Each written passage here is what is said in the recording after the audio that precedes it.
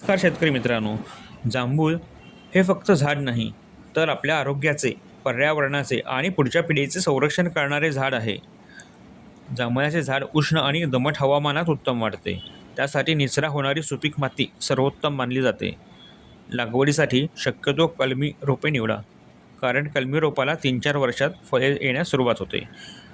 पावसाळ्यापूर्वी 2 फुटांचा खड्डा तयार करा.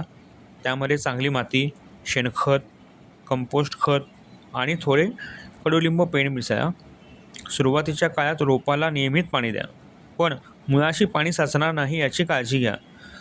झाडाच्या उत्तम वाढीसाठी वर्षातून 2दा सेंद्रिय खत द्या.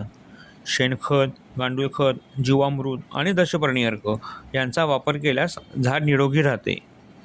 कीड नियंत्रणासाठी रासायनिक खतांच्या फवारणीऐवजी कडुलिंब तेलाची फवारणी करा. जांभळामध्ये व्हिटॅमिन सी, लोह, अनेक औषधी गुणधर्म असतात.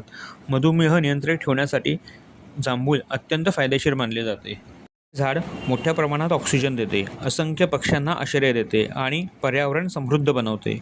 म्हणूनच जास्तीत जास्त जांभळाची झाडे लावा आणि नैसर्गिक जीवनशैलीकडे एक पाऊल टाका. देशी वाण, नैसर्गिक शेती, देशी गोपालक आणि पर्यावरण संवर्धन या आपल्या फेसबुक समूहात सर्व मित्रांना नक्की इन्व्हाइट करा आणि अशाच नैसर्गिक शेती, देशी गोपालक आणि पर्यावरण संवर्धन विषयक माहितीसाठी आपला यूट्यूब चॅनल वृक्षवल्लीला नक्की सबस्क्राईब करा.